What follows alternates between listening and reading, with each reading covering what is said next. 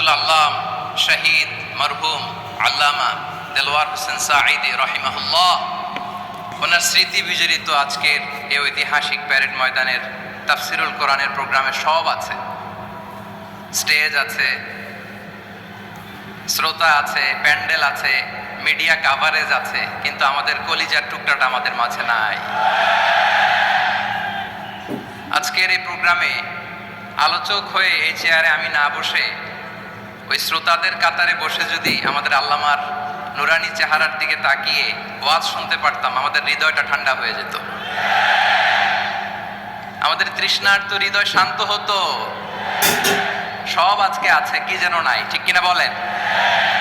আল্লাহ তাআলা প্রতি 100 বছরে একজন মুজাদ্দিদ পাঠায়, প্রতি 100 বছরে একজন মুজাদ্দিদ, যিনি সমাজকে সংস্কার করেন। আল্লামা দেলওয়ার হোসেন সাঈদী রহিমাহুল্লাহ ছিলেন তেমন একজন মুজাদ্দিদ। চিৎকার করে বলেন ঠিক কিনা? উনি শিরক বিদআতের আস্তানাকে তছনছ করে দিয়েছেন, তাওহীদের বাণীকে সমুন্নত করেছেন, গণমানুষের কাছে তাফসিরুল কোরআনকে জনপ্রিয় করেছেন। আজীবন তিনি ইসলামকে বিজয়ী শক্তি হিসেবে দেখার স্বপ্ন দেখতেন। এত প্রাঞ্জল ভাষা, এত চমৎকার আধুনিক প্রেজেন্টেশন, গণমানুষের কাছে কোরআনের তাফসিরকে এভাবে জনপ্রিয় করে তোলার মতো ব্যক্তিত্ব আল্লামা সাঈদী ছাড়া দ্বিতীয় কেউ এই বাংলার ভূখণ্ডে নাই। এই যে তাফসিরুল কোরআন, এই যে টার্মিনোলজি, এই টার্মটাই উনি আসলে জনপ্রিয় করেছেন। আমরা আগে জানতাম না যে এভাবে তাফসির করা যায়, এভাবে scientific indications of the Holi কোরআনকে মানুষের কাছে পেশ করা যায়, এভাবে এত জীবন ঘনিষ্ঠ করে, এত ইন্টারেক্টিভ করে কোরআনের কথাগুলো মানুষের কাছে উপস্থাপন করা যায়। উনি অন্যায়ের বিরুদ্ধে সবসময় সোচ্চার ছিলেন, প্রতিবাদী কণ্ঠস্বর ছিলেন। ওনার আলোচনা শুনলে দেহের রক্ত টকবক করে ফুটতে থাকতো। আল্লাহু আকবার, আল্লাহু আকবার, আল্লাহু আকবার। He was a strong mouthpiece of Islamic revivalism. Islamic জাগরণের স্ট্রং মাউথপিস ছিলেন আল্লামা সাঈদী রাহিমাহুল্লাহ। অনেক দোয়া পেয়েছেন, আমরা পড়েছি, এমন জীবন তুমি করিবে গঠন, মরণে হাসিবে তুমি, কাঁদিবে ভুবন। গোটা বিশ্বকে তিনি কাঁদিয়েছেন। আল্লামা যখন ইন্তেকাল করলেন, আমি তখন মালয়েশিয়া থেকে যুক্তরাষ্ট্রে একটা কনফারেন্সে যোগ দিতে যাচ্ছি, কাতার এয়ারলাইন্সে। মালয়েশিয়া থেকে দোহাতে নামলাম। দোহায় যখন আমার ট্রানজিট, তখন শুনতে পেলাম যে আল্লামা বিদায় নিয়েছেন। সোশ্যাল মিডিয়ায় শুনে বিশ্বাস করতে পারলাম না। মুহূর্তের মধ্যেই মাসুদ সাঈদী ভাইকে মেসেজ করলাম, উনি কোনো উত্তর দিতে পারলেন না। মাসুদ ভাইয়ের সাথে যখন কোলাকুলি করি, আমাদের শামীম ভাইয়ের সাথে যখন কোলাকুলি করি, মনে হচ্ছে আল্লামা সাঈদীর ঘ্রাণ পাই। শরীরটা লিটারালি কাঁপছিল, নিজেকে মানাতে পারছিলাম না, বিশ্বাস করতে পারছিলাম যে আসলে আল্লামা বিদায় নিয়েছেন। ইন দ্য মিন টাইম আমার সেকেন্ড ফ্লাইট দোহা টু নিউ ইয়র্ক, 12 ঘন্টার ফ্লাইটে উঠলাম, ইন্টারনেট থেকে বিচ্ছিন্ন হলাম। নামার পরে শুনলাম আল্লাহু আকবার, যেখানে ওনাকে কবরস্থ করার কথা ছিল সেখানেও কবর দিতে দেয়া হয় নাই। ছবিগুলো দেখতে লাগলাম, হাসিমাখা মুখ, হাসিমাখা নিথর দেহটা, মরণে হাসিবে তুমি, কাঁদিবে ভুবন। From east to west, from north to south, the entire globe, গোটা বিশ্ব ওনার জন্য কেঁদেছে, গোটা বিশ্ব কেঁদেছে। কাবার গিলাফ ধরে ধরে মানুষ চিৎকার করেছে। এর চেয়ে শ্রেষ্ঠ মৃত্যুকার হতে পারে? আমাদের আল্লামার আর কি পাওয়ার ছিল বলেন? আর কি পাওয়ার ছিল? কুল্লু নাফসিন যায়িকাতুল মাউত, যারাই দুনিয়াতে আসবে তারা ইন্তেকাল করবে, এটা আমরা মেনে নেই, এটা আমরা জানি। কিন্তু অবাক করা বিষয় হচ্ছে, আমরা আজও জানি না আমাদের আল্লামার মৃত্যু কি স্বাভাবিক হয়েছে নাকি এটা পরিকল্পিত মেডিকেল কিলিং ছিল। এটা যে পরিকল্পিত মেডিকেল কিলিং ছিল, এটা ধারণা করার পেছনে অনেক কারণ আছে। তিনি আধিপত্যবাদের বিরুদ্ধে সোচ্চার ছিলেন, ফ্যাসিবাদের বিরুদ্ধে সোচ্চার ছিলেন, রাজনৈতিক প্রতিহিংসার শিকার ছিলেন। এজন্য এটা মেডিকেল কিলিং হতে পারে এ ধারণা আমরা করতেই পারি। আওয়াজ করে বলেন ঠিক কিনা? যে সময়টা আমরা কাটাচ্ছি, এত সুন্দর সময় বাংলাদেশ আর পাবে না। আমাদের জন্মের পর থেকে এরকম চমৎকার সময় আমরা পাই নাই। এটাই আসল সময়। আমরা ইন্টারিম গভর্নমেন্টের কাছে দাবি জানাই, উচ্চতর তদন্ত কমিটি করে এটা কি হত্যাকাণ্ড ছিল নাকি স্বাভাবিক মৃত্যু ছিল, এই রিপোর্ট গণমানুষের কাছে প্রচার করে জানাতে হবে। এই দাবির সাথে কি সবাই আপনারা একমত? কারা কারা একমত হাত তুলে দেখান।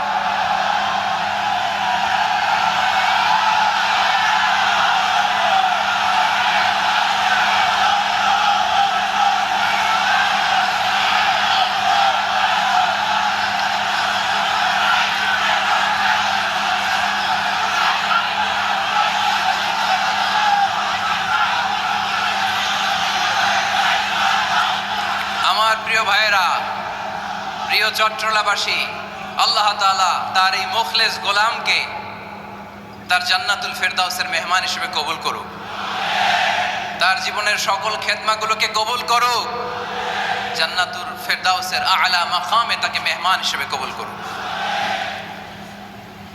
আল্লামা শহীদ দেলোয়ার হোসেন সাঈদী রাহিমাহুল্লাহ, উনি ছাড়াও এই ঐতিহাসিক ময়দানে কথা বলেছেন আল্লামা লুৎফুর রহমান রাহিমাহুল্লাহ, চলে গিয়েছেন আমাদেরকে ছেড়ে। তিনি বলতেন, ইনশাআল্লাহ মিজান আবার আসবে। হুজুর আমি তো আসলাম, আপনি তো আমাদেরকে ছেড়ে চলে গেলেন। আল্লাহু আকবার, আল্লাহু আকবার, আল্লাহু আকবার। গলায় কোনো সুর ছিল না, সুর দিয়ে কথা বলতেন না, কিন্তু এত চমৎকার শব্দের বুনন, এত চমৎকার প্রেজেন্টেশন, এত চমৎকার ভাবে ঐতিহাসিক বর্ণনাগুলো তিনি উপস্থাপন করতেন। মন্ত্রমুগ্ধ হয়ে আমরা আল্লামা লুৎফুর রহমানের কথা শুনেছি। আমরা হযরতুল আল্লাহ লুৎফুর রহমান রাহিমাহুল্লাহর জন্য এই বিশাল ময়দান থেকে দোয়া করছি, আল্লাহ তাআলা তুমি তোমার এই খাদেমকে জান্নাতের মেহমান হিসেবে কবুল করে নাও।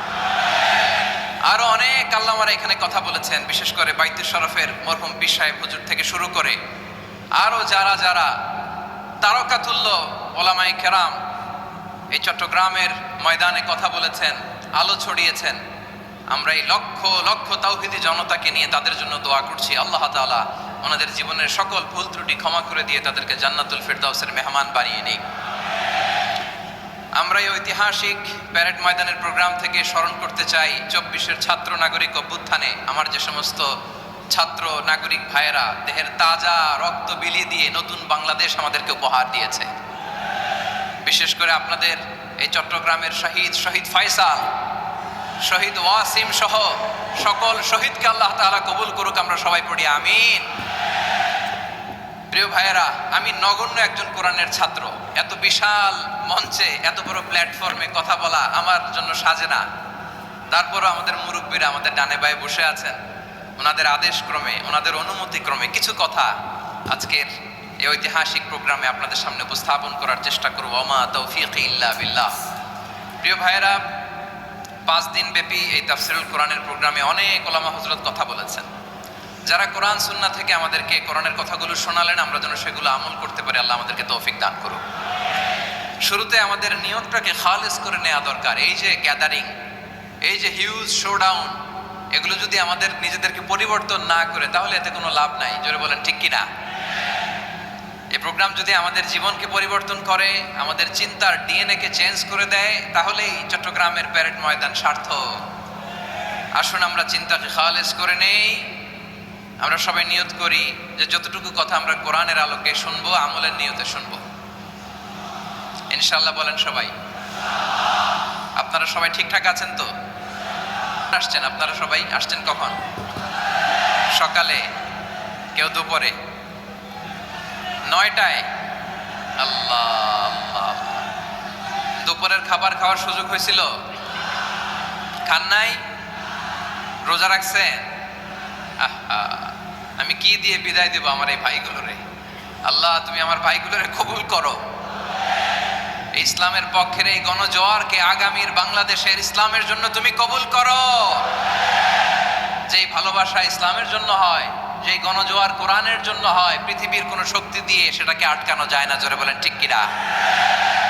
এজন্য গ্রাজুয়ালি, সিস্টেম্যাটিক্যালি, মেথোডোলজিক্যালি আমাদেরকে আগাতে হবে, শুধু আবেগ দিয়ে নয়। বিবেকেরও দরকার আছে না নাই? প্রিয় ভাইয়েরা, আসুন, আমাদের কথা অনেক বেশি, সময় অনেক কম, আমরা আর কাল বিলম্ব না করে মহাবিশ্বয় মহাগ্রন্থ আল কুরআন আল কারীম থেকে কিছু কথা শুনি। আমি যে টপিকটা নিয়ে আজকের ঐতিহাসিক চট্টগ্রামের প্যারেড ময়দানের তাফসিরুল কোরআন প্রোগ্রামে আলোচনা করব সেটা হচ্ছে সূরাতু আন-নাহলের 90 নম্বর আয়াত নিয়ে কিছু কথা আমরা উপস্থাপন করবার চেষ্টা করব ইনশাআল্লাহ। আমার খুতবার শুরুতেই আপনারা মোটামুটি আন্দাজ করে ফেলেছেন যে আমি কি নিয়ে আলোচনা করব, কারণ যে আয়াতটি আমি তেলাওয়াত করেছি এই আয়াতটি প্রায়শই এই ভূখণ্ডে এই বাংলাদেশে জুমার দিনে খতিব সাহেবরা দ্বিতীয় খুতবা শেষের দিকে পড়ে না? কি কমন পড়ছে? ইন্নাল্লাহা ইয়া'মুরু বিল আদলি ওয়াল ইহসান ওয়া ইতাই যিল কুরবা ওয়া ইয়ানহা আনিল ফাহশাই ওয়াল মুনকারি ওয়াল বাগি ইয়াইদুকুম লাআল্লাকুম তাযাক্কারুন। মুখস্থ আছে না সবার? আসুন আমরা এই আয়াতের সরল অর্থ, এর মর্মবাণী, এর সংক্ষিপ্ত তাফসীর সবাই মিলে আজকের এই প্রোগ্রাম থেকে উদ্ধার করার চেষ্টা করি। আপনারা মনোযোগী আছেন তো? ইনশাআল্লাহ। এই আয়াতটা অনেক কম্প্রিহেন্সিভ একটা আয়াত। সাইয়েদনা আব্দুল্লাহ ইবনে মাসউদ রাদিয়াল্লাহু তাআলা আনহু উনি বলেছেন, ইন্নাহা মিন আজমাই আয়াতিল কুরআন, এটা কোরআনের সবচেয়ে জামে মানে আয়াত। যদিও ছোট্ট আয়াত, অল্প কিছু কথামালা, কিন্তু তিনি বলতেন এটা কোরআনের সবচাইতে জামে মানে সবচেয়ে কম্প্রিহেন্সিভ একটা আয়াত, যেখানে কথা কম, শব্দ কম, কিন্তু এটার দোতনা, এটার আবেদন, এটার মিনিং অনেক বেশি। সুবহানাল্লাহ। এই আয়াতে আল্লাহ তাআলা বেসিক্যালি আমাদেরকে তিনটা বিষয়ে আদেশ করেছেন আর তিনটা বিষয়ে বারণ করেছেন, মানে নিষেধ করেছেন। আওয়াজ করে বলুন, আদেশ করেছেন কয়টা? প্রিয় চট্টলার ভাইয়েরা, আমার মতো এই যে তিন আঙ্গুল উঁচু করে বলেন, আদেশ করেছেন কয়টা? আবার নিষেধও কয়টা? মানবো তো আমরা ইনশাআল্লাহ? বলেন সবাই। 3 do's and 3 don'ts, do's and don'ts, তিনটা আদেশ, তিনটা নিষেধ। এই তিনটা আদেশ আর তিনটা নিষেধের ভেতরে আল্লাহ তাআলা গোটা ইসলামী শরিয়ার মূল নির্যাসকে আল্লাহ ঢুকিয়ে দিয়েছেন। তিনটা আদেশ আর তিনটা নিষেধ। আসুন আমরা সরাসরি কোরআন থেকে শুনি, সবাই পড়ুন। আউযু বিল্লাহি মিনাশ শাইতানির রাজীম। বিসমিল্লাহির রাহমানির রাহিম। ইন্নাল্লাহা ইয়া'মুরু বিল আদলি ওয়াল ইহসানি ওয়া ইতাই যিল কুরবা ওয়া ইয়ানহা আনিল ফাহশাই ওয়াল মুনকারি ওয়াল বাগি ইয়াইযুকুম লাআল্লাকুম তাযাক্কারুন। আল্লাহ তাআলা ইরশাদ করছেন, ইন্নাল্লাহা ইয়া'মুরু বিল আদলি ওয়াল ইহসান, নিশ্চয় আল্লাহ তাআলা তোমাদেরকে ন্যায় বিচারের আদেশ দেন, সদাচরণের আদেশ দেন, নিকট আত্মীয়দেরকে দানের আদেশ দেন। আদেশ কয়টা? আওয়াজ করে সবাই বলুন তো কয়টা? নিশ্চয় আল্লাহ তাআলা তোমাদেরকে ন্যায় বিচারের আদেশ দেন, সদাচরণের আদেশ দেন, তিনি তোমাদের নিকট আত্মীয়দেরকে দানের আদেশ দেন, আর তিনি তোমাদেরকে অশ্লীলতা থেকে নিষেধ করেন, মন্দ কাজ থেকে নিষেধ করেন, অবাধ্যতা সীমা লঙ্ঘন থেকে নিষেধ করেন। তিনি তোমাদেরকে উপদেশ দেন যাতে তোমরা শিক্ষা গ্রহণ করো। সুবহানাল্লাহ। উপদেশ দিচ্ছে স্বয়ং কে? তিনটা জিনিসের আদেশ। ইয়া'মুরু বিল আদল, সুবিচার, ন্যায় বিচারের আদেশ তিনি দেন। ইহসানের আদেশ দেন, যাতে আমরা ইহসান করি, একে অপরের প্রতি সুবিচার করি, মহানুভবতা দেখাই, অনুগ্রহ দেখাই, আর নিকট আত্মীয়দেরকে যেন আমরা দান করি। এই তিনটা আদেশ তিনি দিয়েছেন। আর কোন তিনটা জিনিস থেকে তিনি বারণ করেছেন? অশ্লীলতা, ফাহশা, মুনকার, মানে সব মন্দ আর অসৎ কাজ, এগুলো থেকে তিনি আমাদেরকে বারণ করেন। ওয়াল বাগি, অবাধ্যতা, সীমা লঙ্ঘন, এই তিনটা কাজ থেকে তিনি আমাদেরকে বারণ করেন। তিনি আমাদেরকে উপদেশ দেন, স্বয়ং আল্লাহ তাআলা আমাদেরকে উপদেশ দেন যাতে করে আমরা শিক্ষা গ্রহণ করি। সুবহানাল্লাহ পড়েন। তাহলে আসুন আমরা ধরে ধরে একটা একটা করে সামনের দিকে আগাই। আল্লাহ তাআলা প্রথমে আমাদেরকে আদেশ দিয়েছেন আদালের। ইন্নাল্লাহা ইয়া'মুরু বিল আদল, আওয়াজ করে বলুন আল আদাল। সবাই পড়ুন আল আদাল। আমরা উর্দু জানি, হিন্দি জানি, অনেকে ইংরেজিও জানি, কিন্তু আরবি শব্দগুলো আমাদের মুখ দিয়ে বেরোতে চায় না। আওয়াজ করে বলুন আল আদাল। মাশাআল্লাহ, ইন্নাল্লাহ ইয়া'মুরু বিল আদল। আল্লাহ তাআলা আমাদেরকে আদলের আদেশ দেন। আদল অনেকে না বুঝলেও আদালত শব্দটা বুঝবেন। আদালত, আদালত, আদালত বুঝেন না? যেখানে বিচার কার্যের ফয়সালা করা হয়, কোর্ট কাচারি আদালত, এটা তো ভেরি কমন। এটা শুনছেন না সবাই? আদালত, যেখানে ন্যায় বিচার হবে, সুশাসন হবে। কিন্তু ভাগ্যের কি নির্মম পরিহাস, ওখান থেকে মিথ্যা সাক্ষী দিয়ে মনমতো রায় দিয়ে দেয়া হয়। এগুলোর পরিবর্তন হওয়ার দরকার আছে না নাই?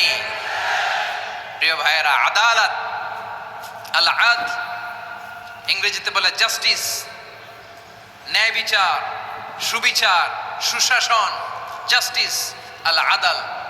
সব জায়গায় এই জাস্টিস থাকা দরকার। Justice should be prevailed in the society. The mission of all prophet was to uphold the justice. সব নবীর মিশন ছিল এই জাস্টিসকে, আদালকে, সুশাসন আর সুবিচারকে নিশ্চিত করা। পড়েন সুবহানাল্লাহ। And the core message of every divine scripture was to uphold justice. পৃথিবীর সব আসমানি কিতাবের মূল শিক্ষা ছিল এই জাস্টিসকে সমাজে এনশিওর করা, সুবিচার, সুশাসনকে এনশিওর করা।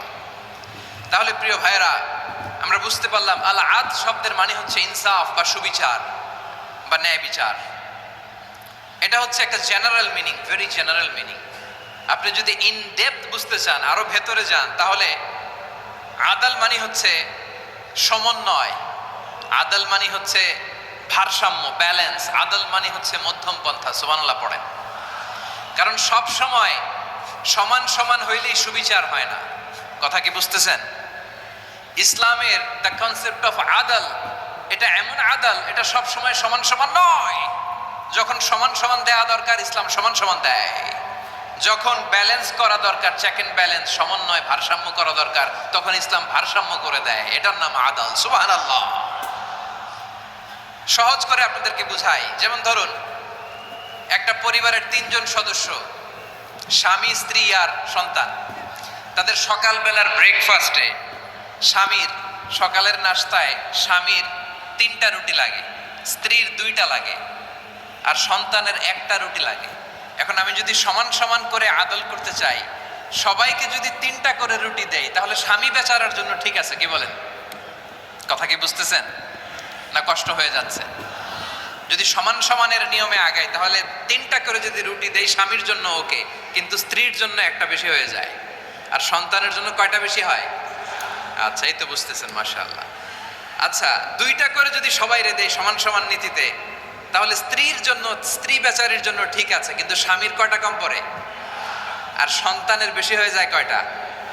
আচ্ছা, সমান সমান নীতিতে সবাইকে যদি সকালের নাস্তার জন্য 1টা করে রুটি দেই, সন্তানের জন্য ঠিক আছে, কিন্তু স্ত্রী বেচারির কম পড়ে কয়টা?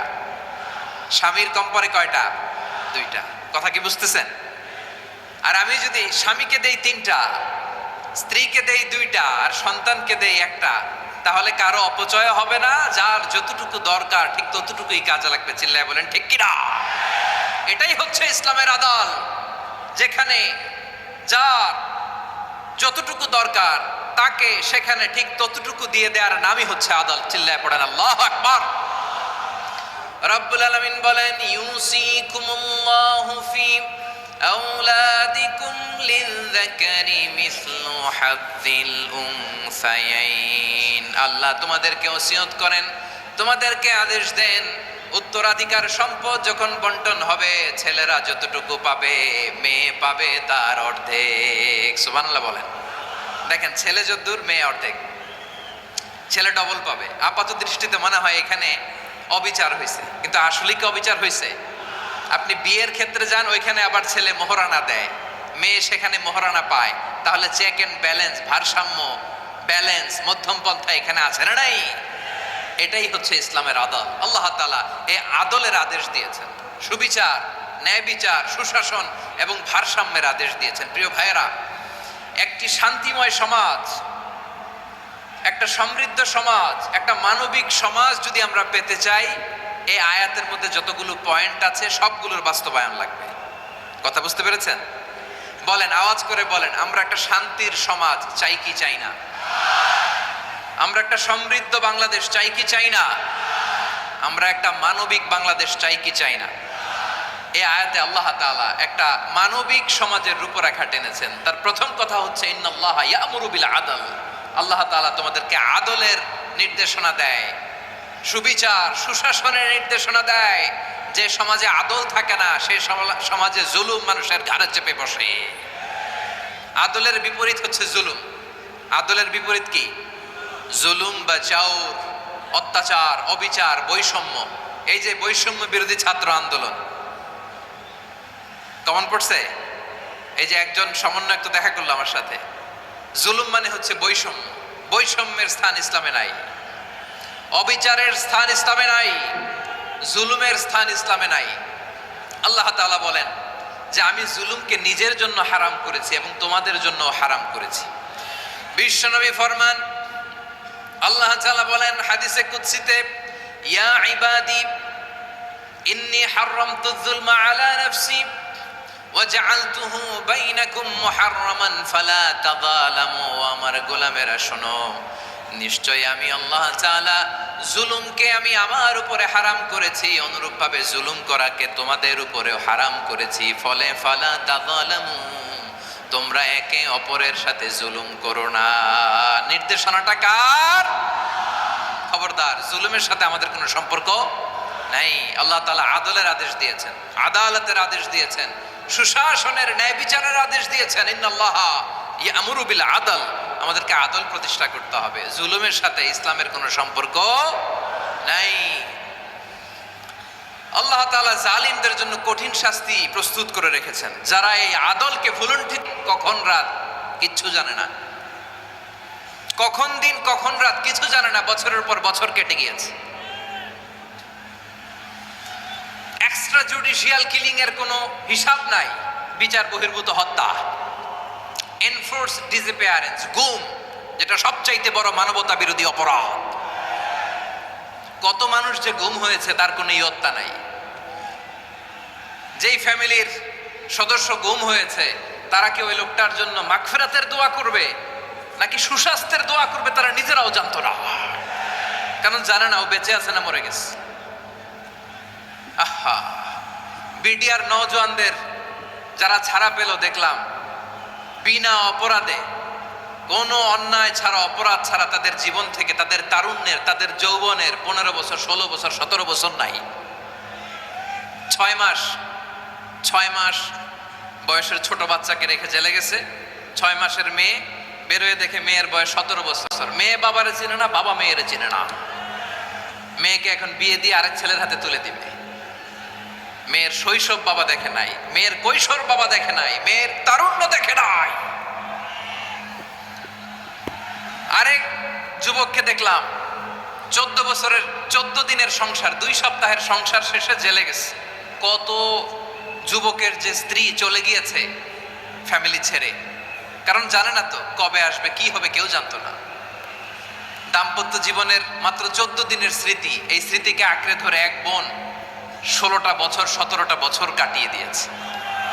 আমি নিউজটা দেখে ভাবলাম আমার এই বোনের প্রতিটি দিন কিভাবে কেটেছে, প্রতিটি রাত কিভাবে কেটেছে, প্রতিটি ক্ষণ কিভাবে কেটেছে। বিশ্বনবী বলেছেন, ইত্তাকি দাওয়াতাল মাজলুম ফাইন্না লাইসা বাইনাহু ওয়া বাইনাল্লাহি হিজাব। মাজলুমের কান্নাকে ভয় করো, কারণ মাজলুমের কান্না আর আল্লাহর মাঝে কোনো পর্দা থাকে না। আমরা আর এরকম কোন জুলুম বাংলাদেশে দেখতে চাই না। জোরে বলেন ঠিক কিনা? আর কেউ নতুন করে জালিম হোক আপনারা চান? আবার নতুন করে কেউ ফ্যাসিস্ট হোক আপনারা চান? এক দল আরেক দলকে নিশ্চিহ্ন করার রাজনীতিতে মেতে উঠুক এটা আপনারা চান? আমরা বাংলাদেশকে আদল দিয়ে সাজাতে চাই। আমরা এই 56,000 বর্গ মাইলের প্রতিটা ইঞ্চি মাটিকে কোরআনের আইন দিয়ে সাজাতে চাই। রাজি আছেন আপনারা? কারা কারা রাজি দেখান হাত তুলে আল্লাহকে।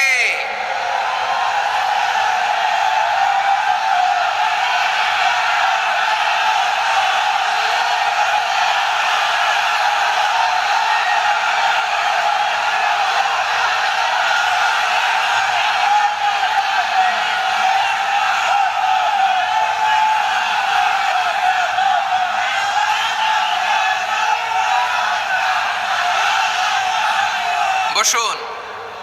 আমার প্রিয় বীর চট্টলার তৌহিদি মুসলমান, আমরা আর নতুন করে কেউ জালিম হোক এটা চাই না, নতুন করে আবার কেউ ফ্যাসিস্ট হোক আমরা চাই না, এক দল আরেক দলকে নিশ্চিহ্ন করার রাজনীতি করুক আমরা চাই না।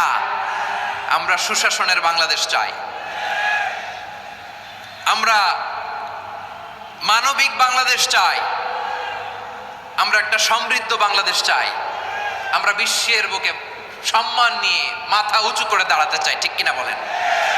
আল্লাহ বললেন, এটা যদি তোমরা চাও, একটা সমৃদ্ধ সমাজ যদি বিনির্মাণ করতে চাও, মানবিক সমাজ যদি বিনির্মাণ করতে চাও, আমি তোমাদেরকে সেজন্য প্রথমে আদালতের নির্দেশ দিলাম। ইন্নাল্লাহা ইয়া'মুরু বিল আদল, নিশ্চয় আল্লাহ তাআলা তোমাদেরকে ন্যায় বিচার সুশাসন এটার আদেশ দেন। সুবহানাল্লাহ।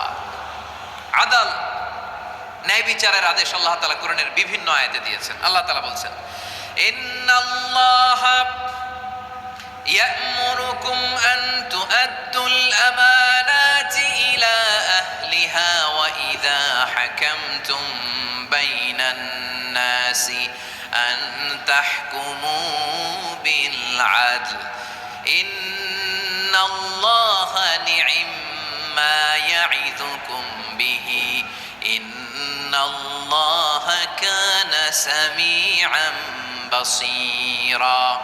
আল্লাহ তাআলা বললেন,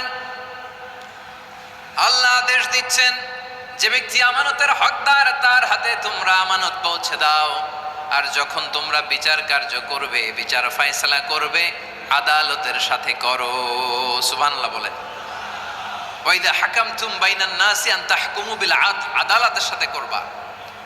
আল্লাহ তাআলা বলেন, যারা জাজ হবে, বিচারক হবে, তাদের যদি বাদী বিবাদীর কারো সাথে শত্রুতা থাকে, কারো সাথে যদি কোনো ধরনের রেষারেষি থাকে, আল্লাহ বলেন বিচার কার্য করতে যে ওই শত্রুতা রেষারেষির কারণে আদালতের বাইরে যে অবিচার করে বিচার করো না। ওয়ালা ইয়াজরিমান্নাকুম শানাআনু কওমিন আলা আল্লা তা'দিলু ই'দিলু হুয়া আকরাবু লিত্তাকওয়া ওয়াত্তাকুল্লাহা ইন্নাল্লাহা খাবীরুম বিমা তা'মালুন। খবরদার কোন জাতির প্রতি, কোন গোষ্ঠীর প্রতি, কোন গোত্রের প্রতি আক্রোশ যেন তোমাদেরকে ন্যায় বিচার থেকে দূরে সরিয়ে না দেয়, বরং আমি আল্লাহর আদেশ হলো ই'দিলু, তোমরা আদল করো, ন্যায় বিচার করো, সুবিচার করো, সুশাসন প্রতিষ্ঠা করো। হুয়া আকরাবু লিত্তাকওয়া, এটাই তাকওয়ার সবচেয়ে কাছাকাছি। সুবহানাল্লাহ বলেন। কোরআনের বিভিন্ন আয়াতে আল্লাহ তাআলা স্পেসিফিকলি ধরে ধরে বিচার করার সময় আমরা যেন আদাল করি সেটা বলেছেন। কোরআনের কোন কোন জায়গায় আল্লাহ তাআলা এই আল আদল শব্দটা ব্যবহার করেছেন। আবার একই জিনিস ইনসাফ, সুবিচার, সুশাসন, ন্যায় বিচার, ন্যায় পরায়ণতা বুঝাতে আল্লাহ তাআলা কখনো কখনো আল কিসত শব্দটা ব্যবহার করেছেন। আওয়াজ করে সবাই বলুন আল কিসত। প্রিয় ভাইয়েরা, সবাই আওয়াজ করে আমার সাথে সাথে বলুন আল কিসত। আল্লাহ তাআলা বলেন, ওয়া ইন হাকামতা ফাহকুম বাইনাহুম বিল কিসতি ইন্নাল্লাহা ইউহিব্বুল মুকসিতিন। যখন তুমি বিচার করবে, বিশ্বনবীকে উদ্দেশ্য করে অ্যাড্রেস করে বললেন, নবী হে, ইহুদিরা কোনো বিষয়ে মীমাংসার জন্য যদি আপনার দরবারে আসে, যদি বিচার করতে হয়, খবরদার অবিচার করবেন না, ফয়সালা যেটা করবেন কিসতের সাথে করবেন, ন্যায় পরায়ণতার সাথে করবেন, কারণ ইন্নাল্লাহা ইউহিব্বুল মুকসিতিন, নিশ্চয় আল্লাহ রাব্বুল ইজ্জাত ন্যায় পরায়ণশীলদেরকে বড্ড ভালোবাসেন। সুবহানাল্লাহ বলেন। ন্যায় পরায়ণ লোকদেরকে আল্লাহ তাআলা বড্ড ভালোবাসেন। অন্য আয়াতে আল্লাহ তাআলা বলছেন, وَنَضَعُ الْمَوَازِينَ الْقِسْطَ لِيَوْمِ الْقِيَامَةِ فَلَا تُظْلَمُ نَفْسٌ شَيْئًا। আমি কিয়ামতের দিন ন্যায় পরায়ণতার মানদণ্ড স্থাপন করব, যেটাকে আমরা মিজানের পাল্লা বলি। আল্লাহ বলেন, ন্যায় বিচারের মানদণ্ড কিয়ামতের ময়দানে আমি আল্লাহ স্থাপন করব। সেদিন কারো প্রতি বিন্দু পরিমাণ, এক চুল পরিমাণ অবিচার করা হবে না, কোনো অবিচার করা হবে না। সেদিন সুশাসন হবে, সুবিচার হবে, ন্যায় পরায়ণতার সাথে বিচার হবে। আওয়াজ করে পড়েন আল্লাহু আকবার। তাহলে প্রিয় ভাইরা, যে তিনটি বিষয়ে আল্লাহ তাআলা আমাদেরকে আদেশ দিয়েছেন, তার প্রথমটা হচ্ছে আদালত, ইনসাফ, সুবিচার, ন্যায় বিচার। এটা আমরা চাই কি চাই না? বিশ্বনবী ন্যায় বিচার, ন্যায় পরায়ণতা, সুশাসন প্রতিষ্ঠিত করেন কি করেন নাই? আপনারা বিশ্বনবীর সিরাত যারা পড়েছেন, আপনি দেখবেন বিশ্বনবীর সিরাতের পরতে পরতে, বাঁকে বাঁকে, সিরাতের বাঁকে বাঁকে এই আদালতের নমুনা মেলে। সুবহানাল্লাহ বলেন। ছোট্ট একটা নমুনা রাসূল সাল্লাল্লাহু আলাইহি ওয়াসাল্লামের আসসিরা আল আতরা থেকে ছোট্ট একটা নমুনা আপনাদের খেদমতে এখানে উপস্থাপন করি। বিশ্বনবী সাল্লাল্লাহু আলাইহি ওয়াসাল্লাম মক্কা বিজয় করলেন ৮ম হিজরিতে। মক্কা বিজয় শেষে তিনি কয়েক সপ্তাহ মক্কাতে অবস্থান করলেন। ইন দ্য মিন টাইম মক্কার একটা ভেরি প্রেস্টিজিয়াস এন্ড ডিগনিফাইড ফ্যামিলির নারী চুরিতে ধরা পড়ল। কিসে ধরা পড়ল? সবাই বলেন কিসে? আমাদের সমাজে আসেনি এটা? আছে?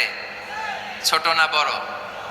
হ্যাঁ, হিসাব করে শেষ করা যায় না। ৩.৫ লাখ কোটি টাকা নাই উন্নয়ন প্রকল্পের নামে। উন্নয়ন প্রকল্পের নামে ৩.৫ লাখ কোটি টাকা নাই। ৩.৫ লাখ কোটি টাকা লিখতে পারবেন আপনি? এক টানে লিখতে পারবেন? বুঝতেছেন কত বড় সংখ্যা? হ্যাঁ, বনু মাখজুমিয়া গোত্রের এক নারী মক্কায় চুরিতে ধরা পড়ল। বলেন তো চুরি করলে বিধান কি? কি কাটতে হবে? চুরির বিধান হলো হাত কেটে দাও। দাও সেটা গোপনে নয়, প্রকাশ্যে জনসম্মুখে হাত কেটে দাও। বনু মাখজুমিয়া গোত্রের নারী যখন চুরিতে ধরা পড়লো, সাহাবারা চিন্তায় পড়ে গেলেন। সবেমাত্র মক্কার লোকেরা কালিমা পড়ে মুসলমান হয়েছে, ইসলামের আইন কানুন তেমন জানে না, ইসলামী শরিয়ার সাথে বেশি পরিচিত নয়। এখন যদি বিশ্বনবী চুরির যেই বিধান এটা যদি কায়েম করে হাত যদি কেটে দেয়, না জানি মক্কার লোকেরা আবার বিগড়ে যায়, না জানি মক্কার লোকেরা আবার মুরতাদ হয়ে যায়, না জানি মক্কার লোকেরা ইসলাম থেকে দূরে সরে যায়। চলো চলো, সাহাবীরা মিলে পরামর্শ করলেন, চলো বিশ্বনবীর কাছে যে বলি, ও নবী, শুধু কেবলমাত্র একমাত্র এই নারীর জন্য চুরির হাত কাটার বিধানটা আপনি একটু থামিয়ে দেন।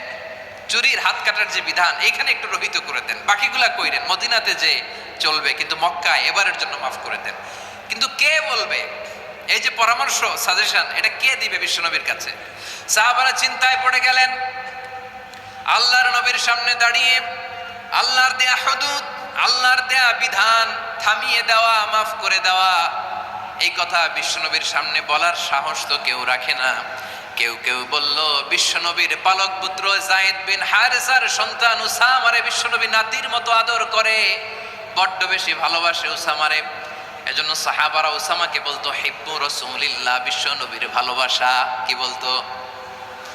সাহাবীরা বললেন, বিশ্বনবীর ভালোবাসা হিব্বু রাসূলিল্লাহ, উসামারে পাঠাও। উসামারে বিশ্বনবী নাতির মতো স্নেহ করে, মায়া করে, ভালোবাসে। আমরা পারবো না, উসামা পারবে। সবাই মিলে ফুলিয়ে ফুসিয়ে উসামাকে, ছোট্ট উসামাকে রাজি করালো। উসামা এমন এমন কথা যে তুমি বিশ্বনবীর কাছে বলতে হবে, পারবা নাকি? উসামা বলে, পারবো। সাইয়েদনা উসামা রাদিয়াল্লাহু তাআলা আনহু তরুণ সাহাবী বিশ্বনবীর কাছে গেলেন, যে বললেন, নবী, বনু মাখজুমিয়া গোত্রের এক নারী চুরিতে ধরা পড়েছে, এবারের জন্য কি এই মহিলাটারে মাফ করে দিলে হয় না? এবারের জন্য একটু ক্ষমা করা যায় না নবী? বিশ্বনবী বলেন, আতাশফাউ ফি হাদ্দিম মিন হুদুদিল্লাহ, তোমার এত বড় সাহস উসামা, তুমি আল্লাহর হাত, আল্লাহর দেয়া বিধান, এটার ব্যাপারে সুপারিশ করতে এসেছো? তোমরা কি জানো তোমাদের আগে যত কম, যত গোত্র, যত জনপদ ধ্বংস হয়েছে, তার কারণ ছিল তাদের মধ্যে গরিবরা অন্যায় করলে তারা বিচার করত, আর ধনীরা অন্যায় করলে তারা মাফ করে দিত। খবরদার!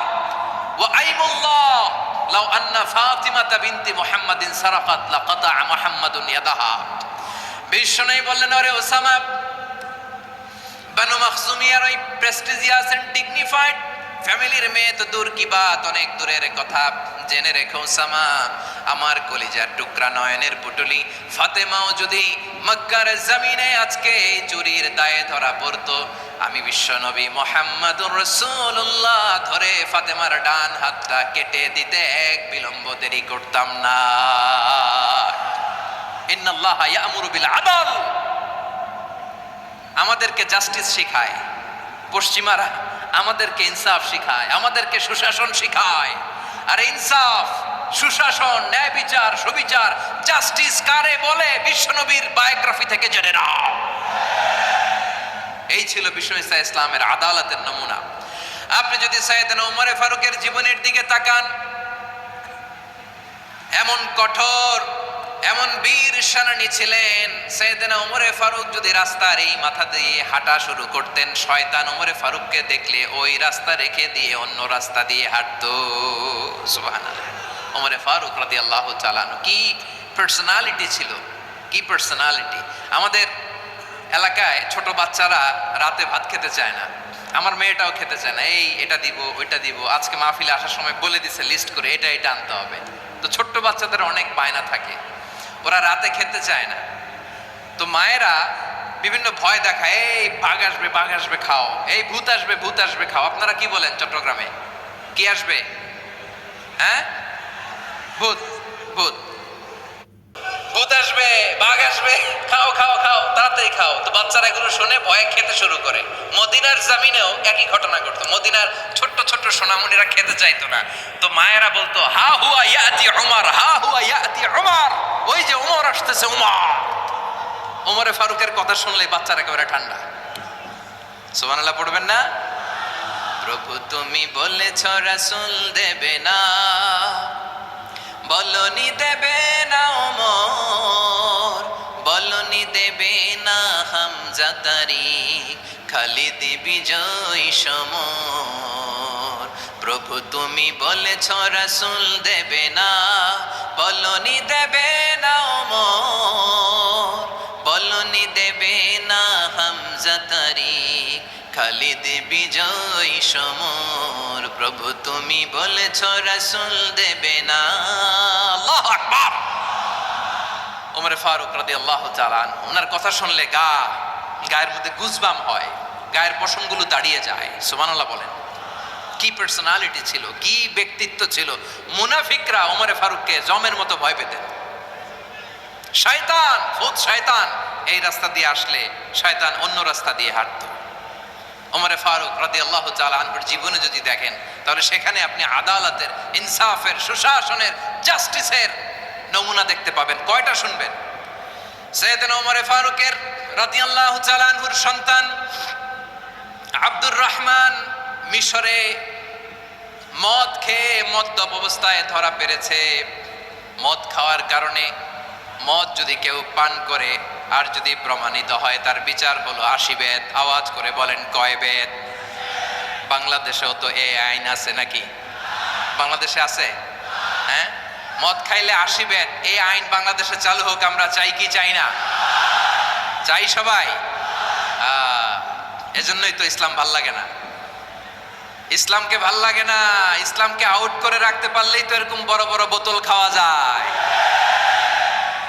একেবারে সহজ, পানির মতো সহজ, হিসাব একেবারে সহজ। ওমর ফারুক রাদিয়াল্লাহু তাআলা আনহুর ছেলে ভুল করে মদ পান করে ফেলেছিলেন। আব্দুর রহমান, ঘটনা ঘটেছে মিশরে। মিশরের গভর্নর তখন আমর ইবনে আস রাদিয়াল্লাহু তাআলা আনহু। আব্দুর রহমানের ভাই যে গভর্নরকে বলল, গভর্নর যদি একটু দয়া করেন, খলিফার ছেলে আমার ভাই আব্দুর রহমান মদ্যপ অবস্থায় ধরা পড়েছে, জনসম্মুখে যদি আপনি বেত্রাঘাত করেন আমাদের প্রেস্টিজ থাকে না। যদি 80 বেত আপনি মারেন আমার কোনো কথা নাই, কিন্তু ঘরের ভেতরে মারেন। আব্দুর রহমানের ভাইয়ের সুপারিশ শুনে সাইয়েদনা আমর ইবনে আস রাদিয়াল্লাহু তাআলা আনহু রাজি হয়ে গেলেন। ঘরের ভেতরে লোক চক্ষুর আড়ালে 80 বেত তিনি মানলেন। কিন্তু ঘটনাক্রমে এই কথা লুকিয়ে লুকিয়ে ঘরের ভেতরে 80 বেত মারার কথা সাইয়েদনা ওমর ফারুক মদিনা থেকে জানতে পারলেন। মদিনা থেকে তিনি ফরমান জারি করলেন, এই বিচার যেমনটি আমর ইবনে আস আদায় করেছে, এটা প্রকৃতপক্ষে আদায় হয় নাই। আসো সবাই মদিনায় আসো, আমর ইবনে আস মদিনায় আসো, আব্দুর রহমানও আসো, সবাই আসো, জনসম্মুখে এই বিচার কার্যকর করতে হবে। সাইয়েদনা ওমর ফারুক মসজিদে নববীর পিলারের মধ্যে নিজের ছেলেকে বাঁধলেন, আবার জনসম্মুখে 80টা বেত তার গায়ের মধ্যে মারলেন। মাজমুয়ে ফাতাওয়া ইবনে তাইমিয়া রাহিমাহুল্লাহ উনি এটা নকল করেছেন। এটা সবচেয়ে বিশুদ্ধ মত। আর অনেক মত আছে, মারা গেছে কবরের উপর, ওগুলো বাদই দিলাম। কেমন খালিফা ছিলেন, কেমন খালিফা! পশ্চিমারা তোমরা জাস্টিস আমাদেরকে শেখাও, ইনসাফ কারে বলে, সুশাসন আমাদেরকে তোমরা শেখাও। ওমরে ফারুক রাদিয়াল্লাহু তাআলা ওইটাকে, ওই বিচারকে তিনি ধর্তব্য মনে করেন নাই। মদিনাতে এনে আবার জনসম্মুখে আবার আশীর্বাদ মেরেছেন। মিশরে ওমরে ফারুক রাদিয়াল্লাহু তাআলা আমর ইবনে আল-আসকে গভর্নর করে পাঠালেন। সেখানে আমর ইবনে আল-আসের ছেলে একটা প্রতিযোগিতায় রানার আপ হয়েছে। এক মিশরি সেখানে চ্যাম্পিয়ন হয়েছে। রানার আপ বুঝতে পেরেছেন তো? রানার আপ সেকেন্ড হয়েছে, এক মিশরি হয়েছে চ্যাম্পিয়ন প্রথম।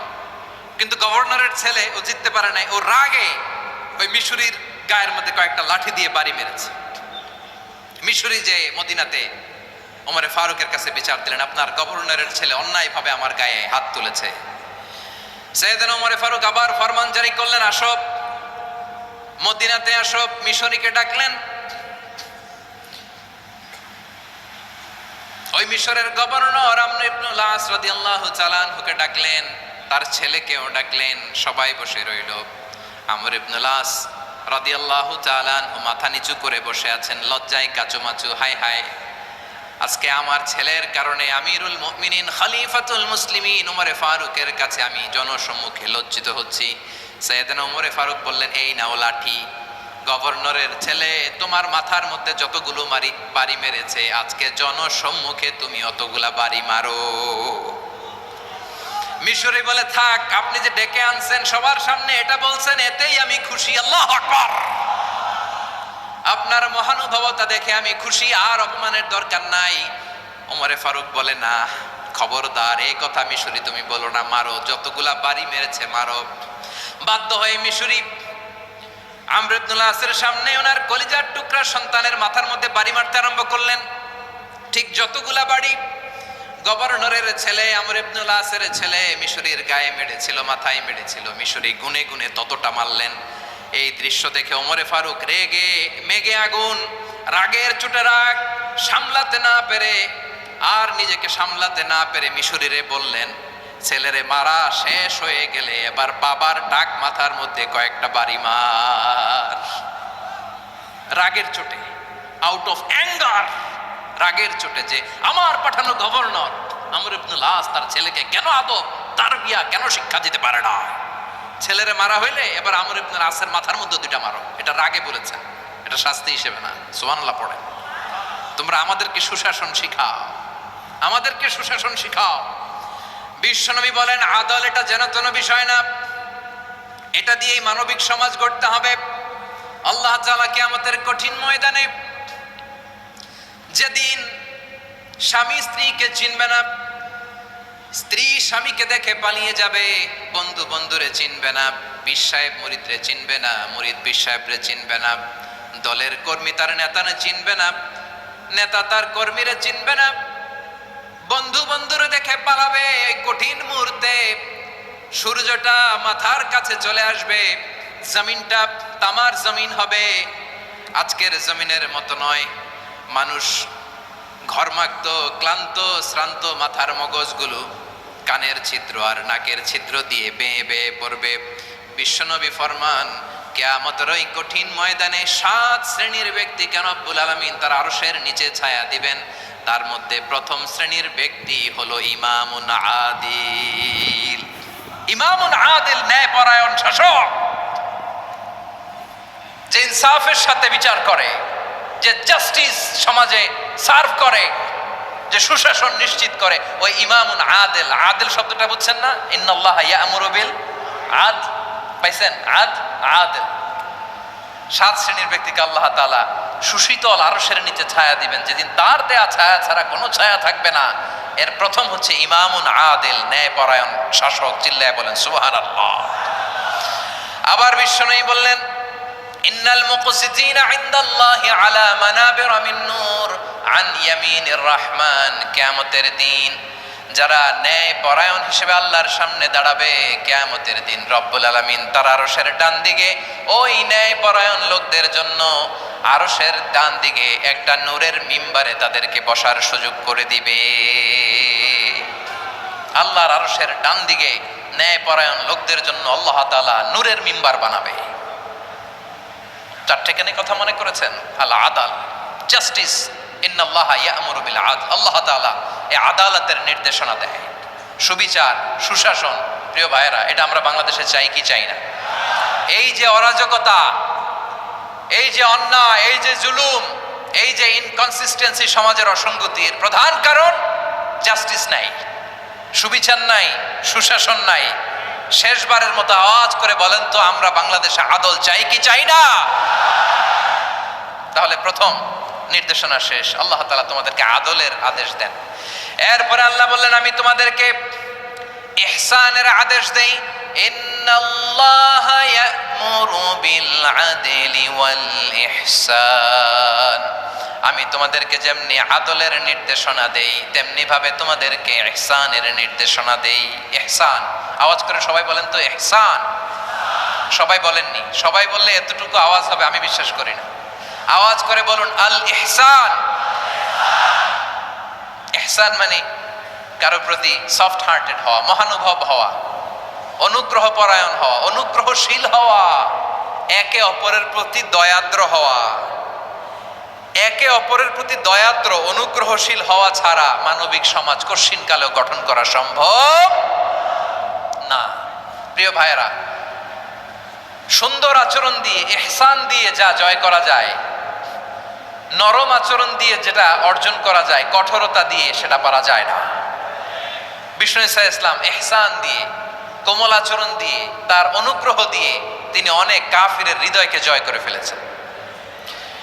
সাইয়েদনা সুমামা ইবনে উসাল রাদিয়াল্লাহু তাআলা আনহুর কথা মনে পড়ে যায়। তিনি ছিলেন ইয়ামামার বাদশা। মদিনাতে বিশ্বনবীকে হত্যা করার নিয়তে এসেছিলেন। গোপনে গোপনে বিশ্বনবীকে হত্যা করে আবার ইয়ামামাতে তিনি ফিরে যাবেন। কিন্তু কি অবাক করা কাণ্ড, হত্যা করতে পারে নাই, সাহাবাদের হাতে তিনি ধরা পড়ে গেলেন। সাইয়েদনা সুমামা ইবনে উসাল রাদিয়াল্লাহু তাআলা আনহু হত্যার নিয়তে আসলেন, কিন্তু হত্যা করতে পারলেন না। সাহাবারা ওনাকে ধরে ফেললেন, ধরে মসজিদে নববীর পিলারের মধ্যে বেঁধে রাখলেন।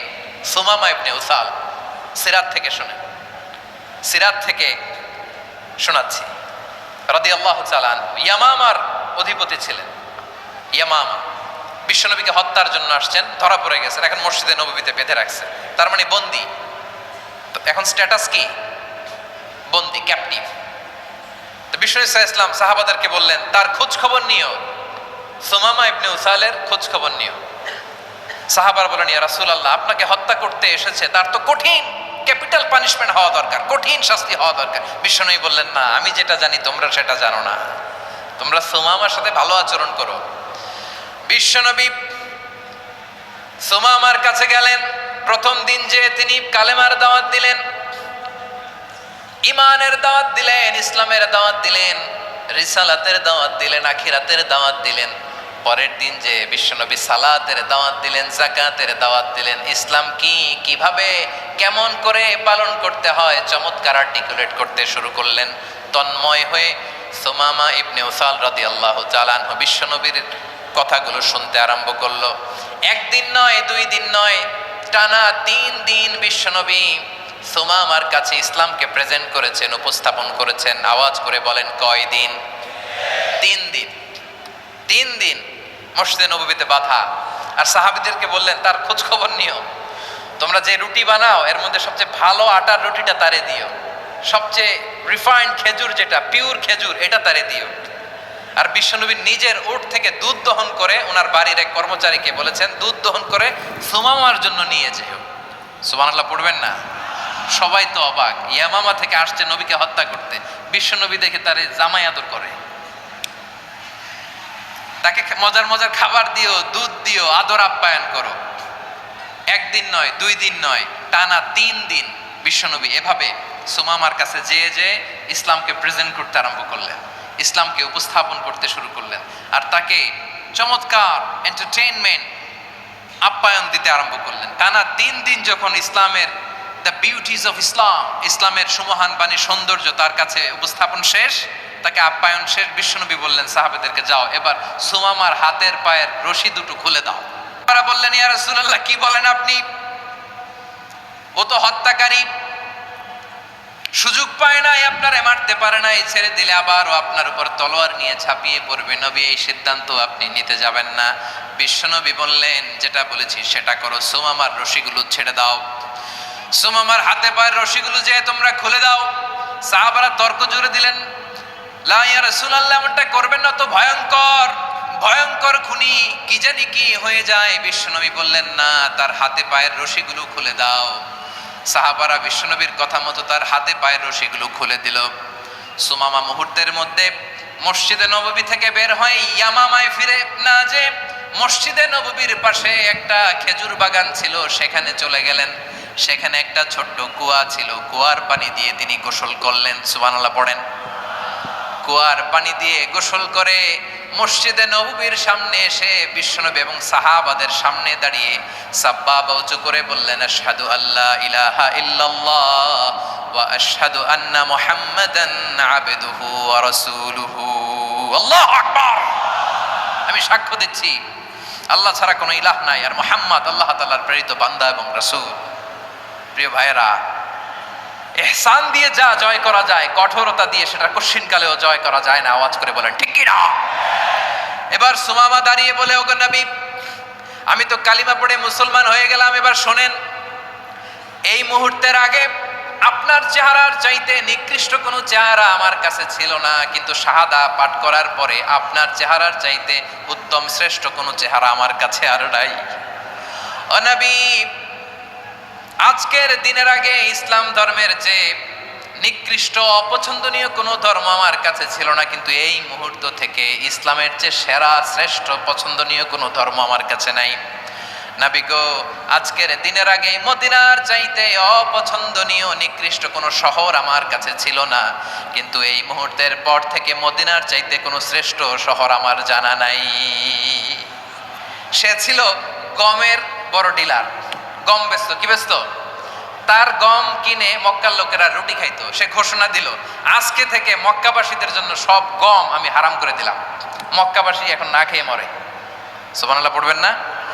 মক্কাবাসী বিশ্বনবীর কাছে আসলেন, এসে বললেন, মুহাম্মদ, আমরা তো তোমার ভাই, তোমার চাচা, তোমার ভাতিজা, তোমার আত্মীয়, তুমি সুমামারে বলো সে যেন আবার গমের সাপ্লাই মক্কার জন্য অনুমতি দিয়ে দেয়। বিশ্বনবীর অনুমতি ক্রমে সুমামা আবার মক্কাতে গম পাঠাতে শুরু করলো। পড়েন সুবহানাল্লাহ।